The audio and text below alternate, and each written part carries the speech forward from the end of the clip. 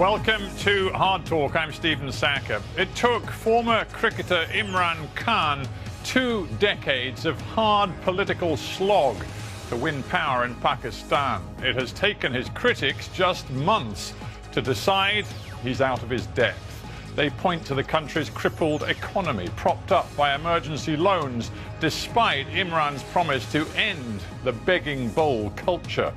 Well, my guest today is Pakistan's Finance Minister, Asad Umer.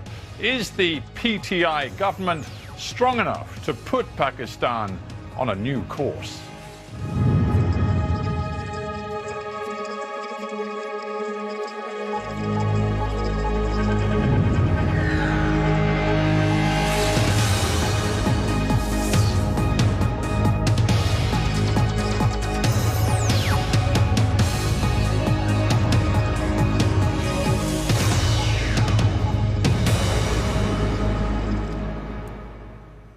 Asad Umer in Islamabad, welcome to Hard Talk.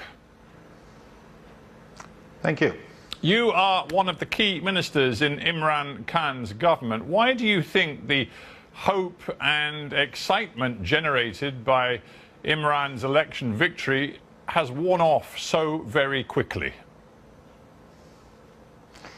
Actually, it hasn't. If you look at the Pakistani media and listen to the political talk shows and maybe hear some of the discussions going on in the parliament, you might be led into believing what you just said. But in reality, you know, when the first 100 days of the government ended, there was a lot of focus, a number of surveys got carried out. And if you look at the surveys, a very clear majority of Pakistani thinks the country is moving in the right direction. It is moving towards a place where it is better than where it was earlier, and hope is very much in the air. The truth is, the country isn't going in the direction that Imran promised for it. In fact, the press have taken to calling him Mr. U-turn. He said, "I will be ashamed to go abroad and ask for money." Well, the truth is, that is precisely what he has been doing. Well, but by the time the government came in, it was a well-known fact that Pakistan needs some kind of a bailout, and I'm not saying that today. I said this repeatedly in interviews, to print, even in international media before going into the elections. And it is not something to be proud of. So if he says I'm ashamed of it, you have to have pretty low self-respect to go around doing what the Prime Minister of Pakistan, the Finance Minister of Pakistan have to do in the current circumstances and be proud of that fact. The real challenge is the real decision, and that's how we will be judged in the future. Did we take the decisions of setting the country's economy on a path where this is going to be, what I've repeatedly said, the last IMF program if we get into one right now? And for that, a very, very clear direction has been set. Pakistan has been using a growth strategy which is imported capital finance, consumption-led. That has led us repeatedly into these current account deficit cycles. It's taken our external indebtedness to a level which is not sustainable until we move Pakistan to a domestic resource mobilized, productivity-led, export-oriented economy. We're not going to be getting out of this begging bowl syndrome. And in the very first 100 days, we have taken clear decisions which are moving the country in that direction. Very interesting you say that, Minister. But if one cuts through the economic jargon, it seems to me that what you have done is sort out loans from those who are going to impose the least conditions upon those loans. You looked at the IMF at the very beginning. You wanted a big wodge of money from them. Some people said up to $12 billion. Then you realized there were going to be very, very serious conditions imposed upon it. So you cut the bid to $6 billion, and you haven't even agreed that. And instead, you've raced over to the Chinese and the Saudis and taken their money because they don't impose the same rigorous conditions. So you can't convince me that this is a new start for Pakistan. There are actually two different parts to that thing. First of all, the sequence of actions is not exactly consistent with what you just said. When I became finance minister, I said we will be reaching out to friendly bilateral countries as well as starting a dialogue with IMF, and we are going to do these things simultaneously because there is no time to first work out a strategy which is your preferred option. And that's exactly what we did. We within 10 days of becoming the finance minister, reached out to IMF, invited that their team over, and that team did come in, a staff mission came in, they issued a report, we started a formal dialogue. The mission was here in the month of November, and that dialogue continues even today. That's at the same time, that's all very well, Minister, but that's all very well, and I understand these things aren't altogether simple, but the bottom line is the IMF ties giving you up to 6 or 7 billion US dollars. It ties it to some very serious reforms that you must make to stop living beyond your means, including hiking energy prices, for example. You don't want to do that. That's politically difficult, which seems to me why you're so tempted to take the money from Saudi Arabia, for example, where they're not imposing those kinds of conditions. If you allowed me to complete my answer, you would have gotten the response to this part as well. That's what I said. There is a second part of it. And that is, we have not waited for IMF to impose any sanctions on us or impose any conditions on us to do what we think is required for the economy. In the very first 100 days, we have increased gas prices, we've increased electricity prices, we put in a supplementary finance budget where we increased taxes.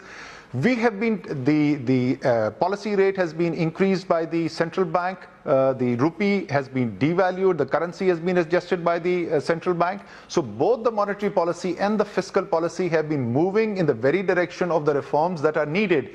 We don't need IMF to dictate that to us for us to do that, because we believe this is what's necessary. However, the path for reform is different in the eyes of the IMF as we stand today versus what we think is right. And that's what the dialogue is going on right now. There is no difference of opinion in terms of what needs to be done. It is the pace, the sequence, and the extent which is being discussed. Well, the pace and the extent, they're pretty important differences, I would suggest. But you keep avoiding the references I keep making to your decision to take Saudi money, when everybody else around the world was utterly appalled and disgusted by what we saw happen in the Saudi consulate in Istanbul with the murder of the Saudi writer and journalist Jamal Khashoggi. The Pakistani government held its nose, decided to send top representation to that investment forum in Riyadh, and your Prime Minister Imran Khan himself went out of his way to say nice things about the Saudis, and as a result you got an assistance package of around $6 billion. When we talk about shame, should you not be ashamed for that? Well, I would be happy to be ashamed of standing up with a country with whom I've had close bilateral relations, and both countries which have supported each other over years. And I've never lectured on what kind of a system that country should hold. Maybe the Western leaders should be ashamed of themselves talking about democracy, talking about freedoms, and then reaching out into the same Saudi pockets to take out billions of dollars of business deals. The leader of the Western world, the leader of the free world, Mr. Donald Trump, stands up and openly says, I'm getting too much business from Saudi Arabia for me to worry about what happened to Khashoggi. So maybe some of the Western leaders should be ashamed of themselves. Now, we are just being consistent in a bilateral relationship which has remained the same regardless of who is in power. Finance Minister, I take your point about Donald Trump. If he was sitting in the hard chalk chair today, believe me, I'd be discussing with him his values, the way he treats his relationship with Saudi Arabia. As it happens, I've got you in the chair. I come back to the point. You've taken, in the last month or two, $6 billion of assistance from Riyadh. That gives the Saudis real leverage over you, as I understand it. One of the conditions is that you send some of your military personnel to work in Saudi Arabia. You say that they won't be fighting in Yemen, but they'll certainly be training the forces that do fight in Yemen.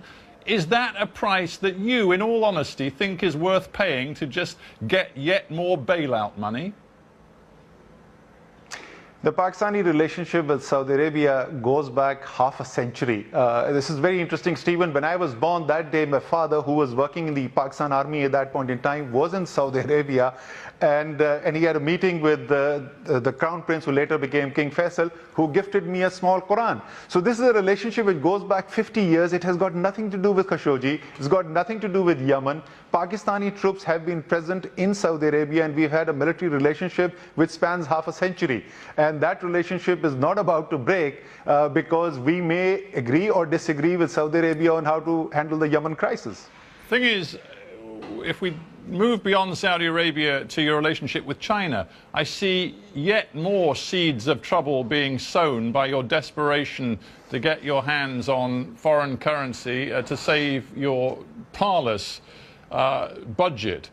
The Chinese relationship involves a huge investment from China in this CPEC, the China-Pakistan Economic Corridor, much of the money going into vast infrastructure projects in Balochistan. We know that many people in that very underdeveloped part of your country are furious about the impact the Chinese money and the Chinese labor is having on their particular region. Again, are you sure that all of the compromises you're making to get your hands on the cash are worth it? I'm not sure which compromise you're referring to, but Stephen, I thought foreign direct investment was something which was good. That's what I learned from Western economic schools. That's the economics that I was taught. It all depends. FDI is good and it should be sought. Minister, it all depends whose interest it's in, who's got the leverage, whose interest is it really serving. What is supposed to be a good deal is where the interest of both the investor and the country in which the investment is taking place is served. Both their interests are served, and that's exactly what is going on in CPEC. As far as vast number of people in Balochistan being furious at what the Chinese are doing there, on our last visit to China, when I went there with the Prime Minister, the Chief Minister of Balochistan, who is the elected Chief Minister of Balochistan, who represents the voice of the people of Balochistan, was with us, and he was eager to have the Chinese engagement in Balochistan increase versus what it is right now. So I'm not sure which are these people who are furious over Chinese engagement in Balochistan. Why does your government not go public with all of the arrangements, the financial details behind China's loans and indeed investments in Pakistan, including rates of interest, labor terms and conditions, all of those things? Many people in Pakistan have asked you to be completely transparent about the nature of the deals you strike with the Chinese, and the Pakistani government has always refused. That's actually not true. If I divide it into two different parts, most of the investments which have come in have been in what are called the independent power projects, the IPPs, which came in. And those are investments which are made under a transparent, announced policy which the regulator puts into place. So those terms and conditions, you can go on the website right now and find out what the terms and conditions for those investments are. As far as the loans are concerned, the loans information, there was a lot of mistrust, probably built around the media narrative which has been going around. When the IMF team came in, we shared all the details with them as transparently as they wanted. After the first meeting, I didn't hear any questions from them because there is nothing to hide. Did you see the words not so long ago of Mike Pompeo, the US Secretary of State, when he was asked about his view and America's view of the IMF helping Pakistan in the future? He said, make no mistake, we're going to watch what the IMF does very closely. There is no rationale for IMF dollars associated with that American dollars being used to bail out Chinese bondholders or China itself. We'll worry about our China debt problem. Mr. Pompeo should worry about his China debt problem. The USA is the largest debtor in the world to China. $1.3 trillion they owe. What does Pakistan owe to China? Less than 10% of Pakistan's foreign debt is owned by the Chinese right now. 90% is non-Chinese. We have been into 12 different IMF programs in the last 30 years. Why has this question never been asked about which source or which country has lent how much to Pakistan? Why is this suddenly all this much interest in how much money has come from China? Why were the same questions not being asked when the lenders were Western banks? You tell me that the Baluchi people are thrilled that China's putting so much money and infrastructure into their region. It's a little embarrassing, isn't it, when, as quite recently in the port city Gwadar there, that you're trying to develop as a sort of new megaport to be at the end of this sort of Chinese transportation infrastructure through the region. It's a little embarrassing. At the time you were taking delegates, I believe, from more than 20 countries to look at the potential of all of these projects. Gunmen shot dead 3 workers, injured 5 others, and that was the 4th fatal shooting in the area in just a few short months. The security situation and the degree of insecurity around that region and the anger that I've referred to that is generated among some by what is happening, that's a real threat to stability in Balochistan. This is not anger of the people of Balochistan. These are activities of sponsored terrorists who receive training, funding, material from outside Pakistan. And is there a serious attempt to try and destabilize Balochistan and through that try and subvert CPEC? Of course there is. There is a concerted effort to do that. Who's doing that? So there is no disagreement there. Who's doing that but in your opinion? Who is doing that? These external forces? Led by India, of course. So is there terrorist intervention in Balochistan? Absolutely yes. What the people of Balochistan thought, there has been expressed through the free will of those people by electing a government of Balochistan which stands by CPEC, which wants greater engagement of CPEC in their province. Let's talk about the big picture in Pakistan. Imran Khan came to power, you became finance minister, promising a new era of fairness in your country where every individual Pakistani would get a fair shake. The situation today is that 45% of children under the age of 5 show signs of undernourishment and stunted growth. You have some of the worst education figures in all of South Asia. And at the very same time, only 800,000 Pakistanis out of a population of more than 200 million pay any significant tax. If you are to change that situation, it is going to require the most massive, thoroughgoing reform. Those are the very reforms that we have been working on despite the severe balance of payment crisis. The revenue generation aspect is absolutely central to be able to deal with the horrendous challenges that we have. You're absolutely right about that. The health situation, the education situation needs drastic reform. For that you need revenue. For that you need the revenue authority fix. So what are some of the things that we have already done? We have separated tax policy from tax administration, which is absolutely central to the reform effort. Almost the entire top leadership of that revenue authority has been changed. We have made changes in law which allow the application of modern technology, use of data analytics, algorithms, to figure out where tax evasion is taking place, who is evading taxes, to be able to go after them. We have developed these lists of high net worth individuals who are evading taxes. 3,100 of them have already been issued notices and the follow-up is being done. The database is more than 700,000. But we wanted to first pick on the big ones, make them an example and then expand the net. And I can go on with 10 other initiatives which have been taken as a result of this. It's interesting you alight upon tax evasion, and of course that's one element of an accountable, transparent system of governance. Another way of looking at that is looking at the state of the media and the right to free expression. Imran Khan and your government are accused by the Committee to Protect Journalists in a statement released recently of aiding and abetting a situation in your country where the Pakistani army has, quote, quietly but effectively set restrictions on reporting, lines of control which effectively gag the media. In the interests of open and transparent governance, you personally must be fighting that, are you?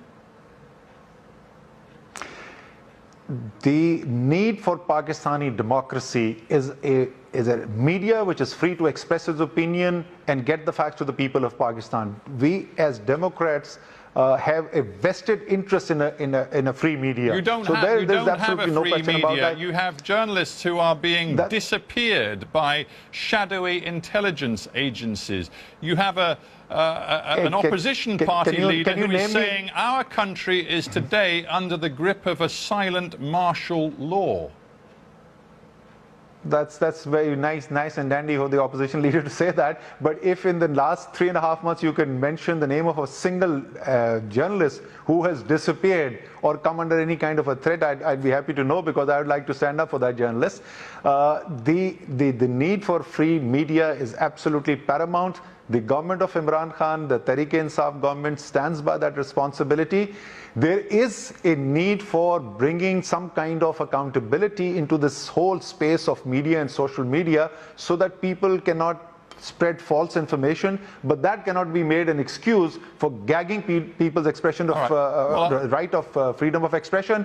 All you have to do, Stephen, is watch one evening of television and you'll find out how free the media is, how the government gets ripped into and criticized. On that point, I just recommend you talk to the veteran and respected journalist Ghazi Salahuddin, who said recently he's lived through the dictatorship of General Zia, but he says right now is one of the worst times I've ever seen for journalists. We get threatening phone calls, we've seen journalists being disappeared, we see an atmosphere of fear and self-censorship. So if you want to know what's happening in the Pakistani media today, maybe you should speak to him.